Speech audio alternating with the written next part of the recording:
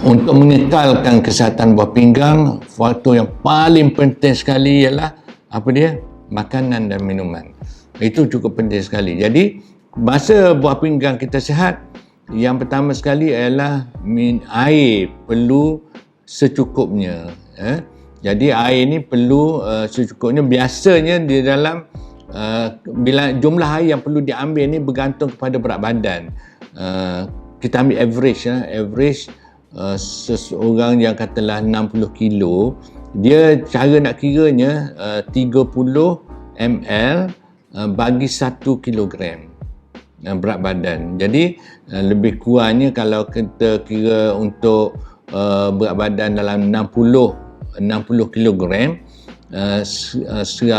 jadi maknanya 1800 lebih kurang dalam 2000 ml ataupun 2 liter sehari, ya.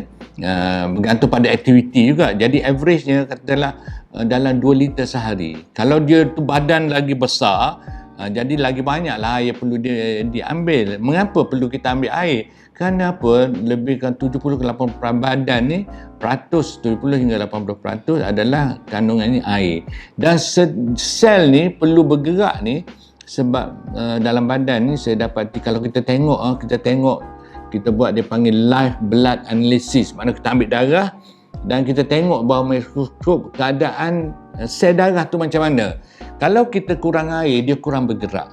Jadi kita nak sel ni, terutama sel darah merah, sentiasa bergerak kan. Jadi kalau kita kurang air, dia tak bergerak, dia tidak aktif. Dan dia akan clamp ataupun dia akan duduk sekali tau. Kita nak setiap sel ni separate tau. Jadi kalau kurang air, dia akan berlaku macam tu. Jadi kita nak air secukupnya. Yang keduanya adalah kita kena kurangkan pengambilan bahan makanan yang mengandungi 3P, dia panggil 3P ya. Perisa, pengawet dan juga pemanis.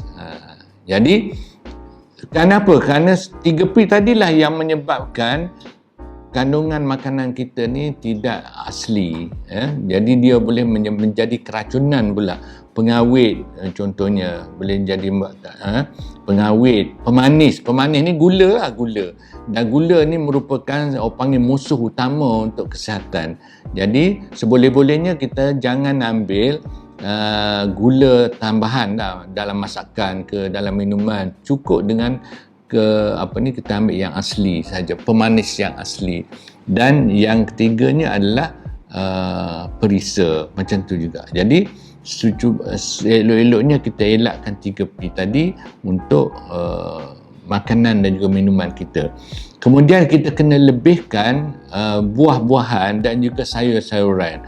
Jadi buah-buahan dan sayuran ni dia main dua peranan penting. Yang pertama sekali, dia boleh menyebabkan badan kita ni menjadi alkaline. Kita nak badan, suasana dalam badan ni suasana yang alkaline, bukannya acidic. Kalau kita ada penyakit, dia akan acidic. Jadi jadi kena banyakkan buah-buahan dan juga sayur-sayuran, kerana dia menyebabkan alkaline. Yang keduanya, makanan dua jenis ini dia banyak mengandungi serat.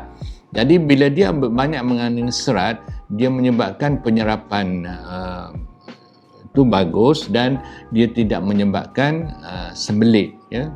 Pembuangannya akan bagus, ya.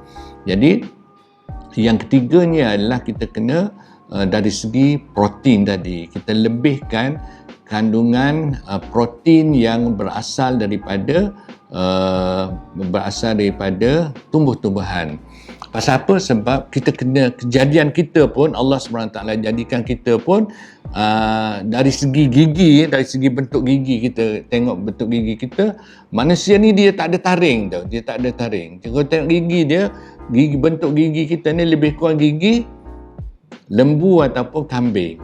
Kenapa? Kerana kita nak lebihkan penggunaan bahan-bahan yang berasaskan tumbuhan. Kita, kalau ada taring, tu yang sepatutnya. Yang jenis ada taring ni makan daging sehari. Harimau, singa, tu makan daging sehari. Kita tak ada taring tapi kita makan daging sehari.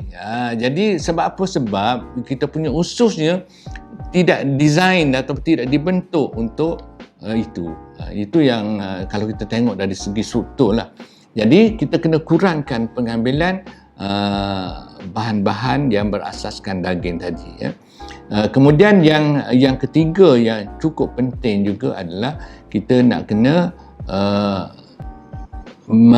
sumber tenaga kita berasas kepada lemak yang sihat, ya, lemak yang sihat. Kerana kita boleh dah ambil lemak daripada macam tadi daripada haiwan tadi kan, tetapi kita nak lemak yang sihat ini cukup penting. Dan kalau kita sel kita boleh bercakap, kita tanya sel ni dia nak makan ni jadi macam mana, dia akan jawab bahawa nak sumber tenaga dia daripada protein dan juga daripada lemak, bukannya daripada karbohidrat. Karbohidrat ni nasi, mi, roti, kuih tiaw, semua tu adalah berasas karbohidrat. Kenapa? Kerana karbohidrat ni dia memberi tenaga yang jauh lebih kurang berbandingan tenaga yang berasal daripada lemak dan juga protein. Jadi itu sebabnya kalau kita boleh-boleh kita kurangkan pengambilan karbohidrat tadi. Sebab apa? Pengambilan karbohidrat yang lebih ini menyebabkan badan menjadi gemuk dan juga pelbagai jenis penyakit lain.